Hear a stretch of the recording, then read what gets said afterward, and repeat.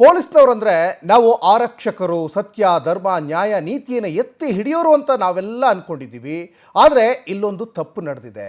ಏನೂ ತಪ್ಪು ಮಾಡದ ಬಾಲಕನಿಗೆ ಪೊಲೀಸ್ನವರು ಚಿತ್ರಹಿಂಸೆ ಕೊಟ್ಟಿದ್ದಾರೆ ಅನ್ನುವಂತಹ ಗಂಭೀರವಾದಂತಹ ಆರೋಪ ಪೊಲೀಸ್ನವ್ರ ಮೇಲೆ ಕೇಳಿ ಬರ್ತಾ ಇದೆ. ಅದು ಕೂಡ ನೋಡಿ, ಬಲವಂತವಾಗಿ ವಿಡಿಯೋ ಮಾಡಿಸ್ಕೊಂಡ್ರ ಪೊಲೀಸ್ನವರು ಅನ್ನುವಂತಹ ಅನುಮಾನ ವ್ಯಕ್ತವಾಗ್ತಾ ಇದೆ.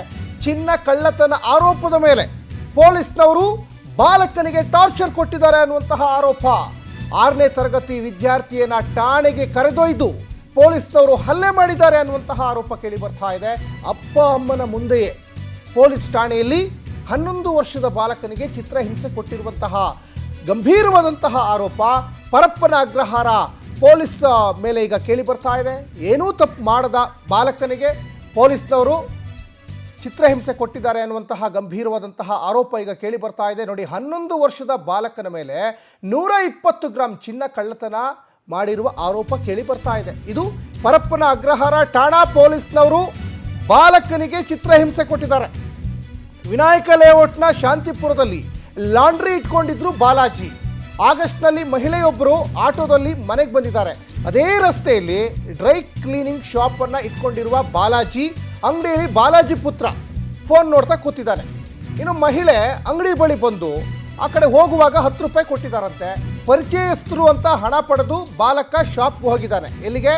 ಡ್ರೈ ಕ್ಲೀನಿಂಗ್ ಶಾಪಿಗೆ ಹೋಗಿದ್ದಾನೆ. ಇನ್ನು ತಮಿಳುನಾಡಿನ ಕೃಷ್ಣಗಿರಿಗೆ ಬಸ್ನಲ್ಲಿ ಮಹಿಳೆಯೂ ಕೂಡ ತೆರಳಿದ್ದಾರೆ. 6 ದಿನಗಳ ನಂತರ ವಾಪಸ್ ಬಂದು ಈಗ ದೂರನ್ನು ಕೊಟ್ಟಿದ್ದಾರೆ ಅನ್ನುವಂಥದ್ದು ಕೂಡ ಇಲ್ಲಿ ಗೊತ್ತಾಗ್ತಾ ಇದೆ. ಇನ್ನು 120 ಗ್ರಾಂ ಚಿನ್ನವಿದ್ದ ಪರ್ಸ್ ಕಳುವಾಗಿದೆ ಅಂತ ಲೇಡಿ ಕಂಪ್ಲೇಂಟನ್ನು ಕೊಟ್ಟಿದ್ದಾರೆ. ಆ ಪರ್ಸ್ನ ಇದೇ ಬಾಲಕ ಕಳ್ತನ ಮಾಡಿದ್ದಾನೆ ಅಂತ ಆ ಮಹಿಳೆ ಕಂಪ್ಲೇಂಟ್ ಕೊಟ್ಟಿರೋದು. ನೋಡಿ, 120 ಗ್ರಾಂ ಚಿನ್ನ ಇದ್ದ ಪರ್ಸ್ ಕಳುವಾಗಿದೆ ಅಂತ ಲೇಡಿ ಕಂಪ್ಲೇಂಟ್ ಕೊಟ್ಟಿರೋದು ಆ ಬಾಲಕನ ಮೇಲೆ. ಆ ಪರ್ಸ್ನ ಇದೇ ಬಾಲಕ ಕಳ್ತನ ಮಾಡಿದ್ದಾನೆ ಅನ್ನುವಂತಹ ಕಂಪ್ಲೇಂಟನ್ನು ಆಕೆ ಕೊಡ್ತಾಳೆ. ಪೊಲೀಸ್ನವರು ವಿಚಾರಣೆ ಮಾಡಿದ್ದಾರೆ. ಚಿನ್ನ ಕದ್ದಿಲ್ಲ ಅಂತ ಬಾಲಕ ಪರಿಪರಿಯಾಗಿ ಬೇಡ್ಕೊಂಡ್ರು ಕೂಡ ವಿಚಾರಣೆ ಮಾಡಿ ಒಂದು ಕಡೆ ಚಿತ್ರಹಿಂಸೆ ಕೊಟ್ಟಿದ್ದಾರೆ. 6 ತಿಂಗಳು ಸುಮ್ಮನಿದ್ದ ಮಹಿಳೆ ಈಗ ಆರೋಪ ಮಾಡಿದ್ದು ಯಾಕೆ? ನೋಡಿ, 6 ತಿಂಗಳು ಆ ವಿಚಾರನೇ ಮಾತಾಡಿಲ್ಲ, ಎಲ್ಲೂ ಕಂಪ್ಲೇಂಟ್ ಕೊಟ್ಟಿಲ್ಲ. 6 ತಿಂಗಳು ಆದಮೇಲೆ ಕಂಪ್ಲೇಂಟ್ ಕೊಟ್ಟಿದ್ದಾಳೆ ಆ ಮಹಿಳೆ. ಇನ್ನು ಪೊಲೀಸ್ನವರು ಈ ವಿಚಾರದಲ್ಲಿ ವರಸೆ ಬದಲಾಯಿಸಿದ್ರ? ಬಾಲಕ ಪೋಷಕರ ವಿಚಾರಣೆ ಒಂದು ಕಡೆ ಆಗಿದೆ. ಬಾಲಕನ ಮೇಲೆ ಹಲ್ಲೆ ಮಾಡಿ ಬಲವಂತವಾಗಿ ವಿಡಿಯೋ ರೆಕಾರ್ಡ್ ಮಾಡ್ಕೊಳ್ಳಲಾಗಿದೆ ಅನ್ನುವಂತಹ ಗಂಭೀರವಾದ ಆರೋಪ ಪೊಲೀಸ್ನವ್ರ ಮೇಲೆ ಕೇಳಿ ಬರ್ತಾ ಇದೆ. ಚಿನ್ನ ತಂದು ಕೊಡದೇ ಇದ್ದರೆ ಪೋಷಕರನ್ನ ಜೈಲಿಗೆ ಹಾಕ್ತೀವಿ ಅಂತ ಕೂಡ ಬೆದರಿಕೆ ಹಾಕಿದಾರಂತೆ. ಅಪ್ಪ ಅಮ್ಮನನ್ನು 3 ವರ್ಷ ಜೈಲಿಗೆ ಹಾಕ್ತೀವಿ ಅಂತ ಬೆದರಿಕೆ ಹಾಕಿದಾರಂತೆ.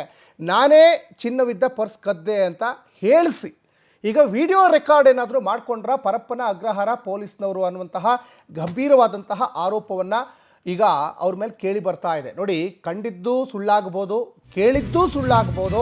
ಅದನ್ನು ನಿಧಾನಿಸಿ ನೋಡಿದಾಗ ಸತ್ಯಾಸತ್ಯತೆ ತಿಳ್ಕೊಳ್ಬೋದು. ಇದೀಗ ಬಾಲಾಜಿಗೆ ವಿಡಿಯೋ ತೋರಿಸಿ ನಿಮ್ಮ ಮಗ ಚಿನ್ನ ಕದ್ದಿದ್ದೀನಿ ಅಂತ ಒಪ್ಕೊಂಡಿದ್ದಾನೆ. ಮನೆಯಲ್ಲಿ ಇಟ್ಟಿರುವ ಚಿನ್ನವನ್ನು ತಂದು ಕೊಡಿ ಅಂತ ಈಗ ಖಾಕಿ ಪಡೆ ಆ ಬಾಲಕನ ಪೋಷಕರಿಗೆ ಒತ್ತಡ ಹಾಕ್ತಾ ಇದ್ದಾರೆ. ಇದರಿಂದ ಭಯಗೊಂಡಿರುವ ದಂಪತಿ, ಆ 11 ವರ್ಷದ ಬಾಲಕನ ದಂಪತಿ ಏನಿದಾರಲ್ಲ, ಈ ಕಣ್ಣೀರು ಹಾಕ್ತಾ ಇದ್ದಾರೆ. ಪುತ್ರನು ಕಣ್ಣೀರು ಹಾಕ್ತಾ ಇದ್ದಾನೆ. ಹಲ್ಲೆಯಿಂದ ಬಾಲಕನ ಕಿವಿಗೂ ಗಾಯ ಆಗಿದೆ, ಚಿಕಿತ್ಸೆ ಪಡಿತಾ ಇದ್ದಾನೆ.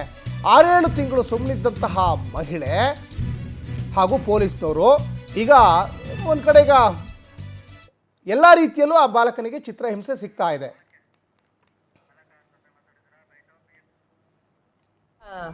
100 meters 200 ಮೊಬೈಲ್ ನೋಡ್ಕೊಂಡು ಫೋನಲ್ಲಿ ಅಂಗಡಿಯಲ್ಲಿ ಕುತ್ಕೊಂಡೆ. ಅವ ಅಜ್ಜಿ ಬಂದು ನಾನು ಕರೆದು 10 ರೂಪಾಯಿ ಕೊಟ್ಟು ನಾನು 10 ರೂಪಾಯಿ ಡ್ರಾರ್ ಆಗಿಬಿಟ್ಟು ಹಂಗೆ ಕುತ್ಕೊಬಿಟ್ಟೆ ಫೋನ್ ಹಾಕೊಂಡು. ಅವ್ರು ಎಲ್ಲಿರೋರು ಅಜ್ಜಿ? ನಿಮ್ಮ ಅಂಗಡಿ ಹತ್ರ ಇರೋರಾ? ಇಲ್ಲ, ಸ್ವಲ್ಪ 100 meters 200 meters ಇನ್ನ ಸ್ವಲ್ಪ ಹೋಗ್ಬೇಕು. ಪರಿಚಯನ ಅವರು? ನಿಮ್ಮ ಅಂಗಡಿಗೆ ಬರ್ತಾ ಇದ್ರ? ಬಟ್ಟೆ ಏನೇನು ಕೊಡಕ್ಕೆ ಬರ್ತಾ ಇದ್ರ? ಬರ್ತಾ ಇದ್ರು. ಅದಾದ್ಮೇಲೆ ಪೊಲೀಸರು ನಿಮ್ಮನ್ನ ಏನಂತ ಹೇಳಿ ಕರೆದ್ರು? ಯಾರ್ಯಾರನ್ನ ಕರೆದ್ರು? ನಾನು, ನಮ್ಮಮ್ಮ, ಅಪ್ಪ. ಏನಂತ ಹೇಳಿದ್ರ ಅವತ್ತು? ಹೇಳಿ ವಾಪಸ್ ಕಳಿಸಿದ್ರ? ಏನಂದ್ರ ಅವಾಗ? ಆಮೇಲೆ ಸೆಕೆಂಡ್ ದಿವಸ ನನ್ನ ಮತ್ತು ಅಜ್ಜಿನ ರೂಮಲ್ಲಿ ಕರ್ಕೊಂಡು ಹೋಗ್ಬಿಟ್ಟು ಓದ್ಬಿಟ್ಟು ಭಯ ಮಾಡಿಸಿ ನನ್ನ ಹಿಂಗ ಒಪ್ಪಿಸಿದ್ರು. ಏನಂತ ಹೇಳಿದ್ರು? ಹೇಳಿದ್ರು ನಮ್ಮ ಅಪ್ಪ ಅಮ್ಮನ 3 ವರ್ಷ ಜೈಲ್ ಶಿಕ್ಷೆ ಆಗ್ತೀನಂದ್ರು. ಯಾಕಂತೆ? ನೀನು ಒಪ್ಕೋದಿಲ್ಲ ಅಂದರೆ ಹಾಂ ಹೊಡೆದ್ರಾ ನಿನಗೆ? ಹೋದ್ರು ಎಷ್ಟೇಟ್ ಹೊಡೆದ್ರು? ಮುಂದೆ ಹೊಡೆದ್ರಾ? ಹಾಂ. ಹಾಂ. ಯಾರು ಹೊಡೆದಿದ್ದು ಹೆಸರೇ ನನಗೆ ಗೊತ್ತಾ ಅವ್ರದ್ದು? ನಂಗೆ ಗೊತ್ತಿಲ್ಲ, ಮುಖ ಗೊತ್ತು. ಮುಖ ಗೊತ್ತು. ಆಮೇಲೆ ಏನು ಹೇಳಿದ್ರು?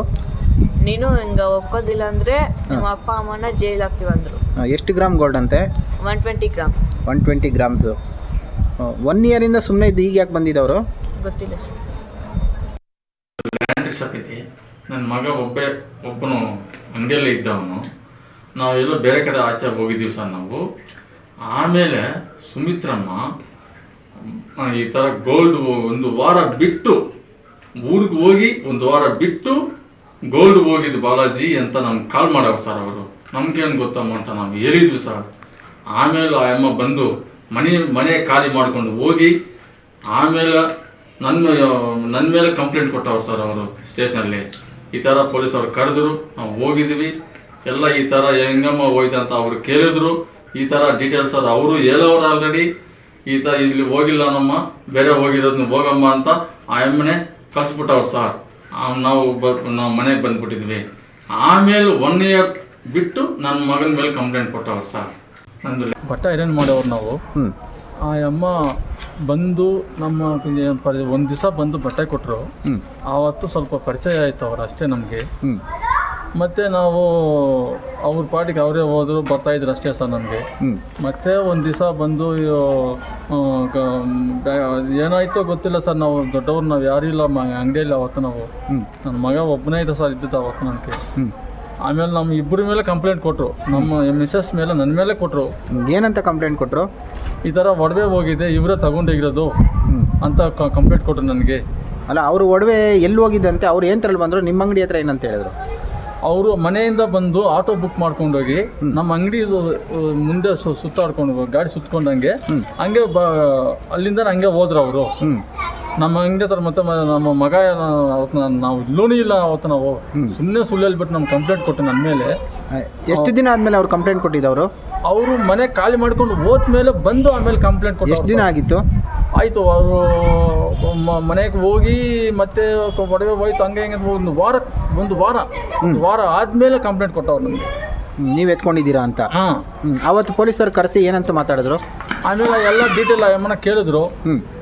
ನಾವು ಹೇಳಿದ್ವಿ, ನೋಡಿ ಸರ್ ಈ ಥರ ಸುಳ್ಳು ಹೇಳ್ತಾರೆ ಸರ್ ಅವರು ಹಂಗೆ ಹಿಂಗೆ ಅಂತ. ಅಮ್ಮ ಬಂದು ಬ್ಯಾಗ್ ತಗೊಂಡೋಗಿ ಆಟೋದಲ್ಲೇ ಹೋದ್ರು. ಆಟೋ ಇಳಿಸ್ಕೊಂಡು ಮತ್ತೆ ಬಸ್ಸಲ್ಲೇ ಹೋಗಿ ಬಸ್ಸಲ್ಲಿ ಹೌಸ್ಫುಲ್ಲು ಜನ ಇಲ್ಲ.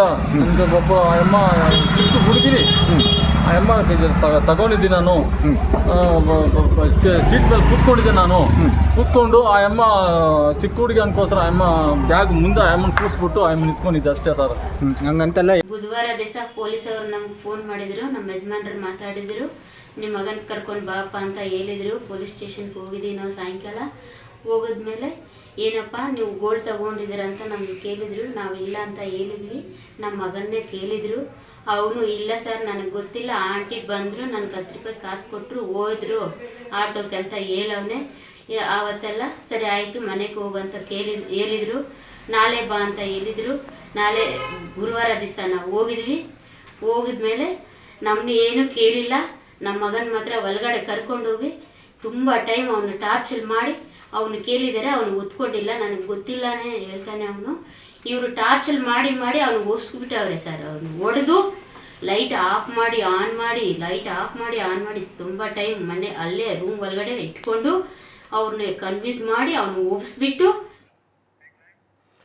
ಎಸ್ ಬಗ್ಗೆ ಸಾಕಷ್ಟು ಡೀಟೇಲ್ಸನ್ನು ನಮ್ಮ ಕ್ರೈಮ್ ರಿಪೋರ್ಟರ್ ವೆಂಕಟೇಶ್ ಕೊಡ್ತಾ ಹೋಗ್ತಾರೆ.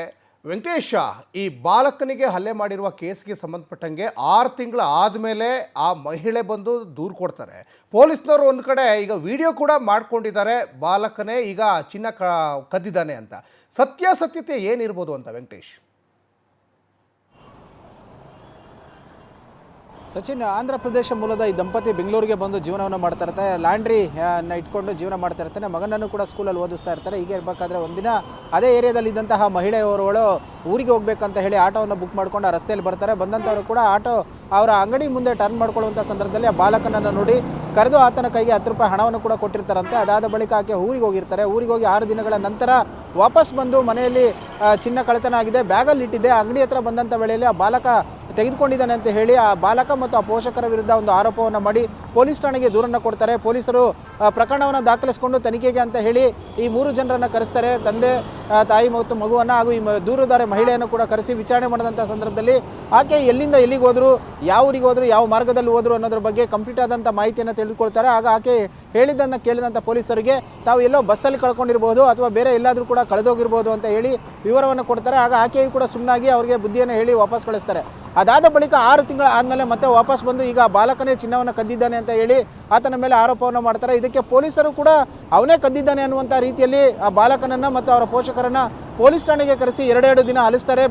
ಸಂಜೆ 6 ರಿಂದ 9 ಗಂಟೆ ತನಕ ನಿಲ್ಲಿಸ್ಕೊಳ್ತಾರೆ ಠಾಣೆ ಮುಂಭಾಗದಲ್ಲಿ. ಹಾಗೂ ಆ ಬಾಲಕನ ಒಳಗಡೆ ಕರ್ಕೊಂಡೋಗಿ ಲೈಟ್ ಆಫನ್ನು ಮಾಡಿ ಆತನನ್ನು ಹೊಡೆದು ಬೆದರಿಸಿ ಹೆದರಿಸಿ ಈ ಚಿನ್ನವನ್ನು ಕದ್ದಿರೋದು ನಾನೇ, ಆ ಪರ್ಸನ್ನು ತೆಗೆದುಕೊಂಡೋಗಿ ನನ್ನ ತಾಯಿ ಹತ್ರ ಕೊಟ್ಟೆ ಅಂತ ಹೇಳಿ ನೀನು ಒಪ್ಕೊಳ್ಬೇಕು, ಇಲ್ಲ ಅಂತ ಹೇಳಿದ್ರೆ ನಿಮ್ಮ ತಂದೆ ತಾಯಿಯನ್ನು 3 ವರ್ಷ ಜೈಲಿಗೆ ಹಾಕ್ತೀನಿ, ಆಗ ನೀನು ಕೂಡ ಒಬ್ಬನೇ ಆಗಿರಬೇಕು, ನಿನ್ನೂ ಜೈಲಿಗೆ ಹಾಕ್ತೀನಿ ಅಂತ ಹೇಳಿ ಬೆದರಿಸ್ತಾರೆ. ಆಗ ಆ ಬಾಲಕ ಬೇರೆ ದಾರಿ ಇಲ್ಲದೆ ಆತ ಅದೇ ರೀತಿಯಾಗಿ ಹೇಳಿದ್ದಾನೆ. ಅದನ್ನೆಲ್ಲವನ್ನು ಕೂಡ ವಿಡಿಯೋವನ್ನು ಕೂಡ ಮಾಡ್ಕೊಂಡಿದ್ದಾರಂತೆ ಪೊಲೀಸರು. ಆ ವಿಡಿಯೋವನ್ನು ಕೂಡ ಪೋಷಕರಿಗೆ ತೋರಿಸಿ ನಿಮ್ಮ ಮಗನೇ ಚಿನ್ನ ಕದ್ದಿರೋದು ಅಂತ ಹೇಳಿ ಒಪ್ಕೊಂಡಿದ್ದಾನೆ, ಮನೆಯಲ್ಲಿರುವಂಥ ಚಿನ್ನವನ್ನು ತಂದು ಕೊಡಬೇಕು, ಇಲ್ಲ ಅಂತ ಹೇಳಿದ್ರೆ ಪರಿಣಾಮ ನೆಟ್ಟಿಗಿರಲ್ಲ ಅಂತ ಹೇಳಿದಾರಂತೆ.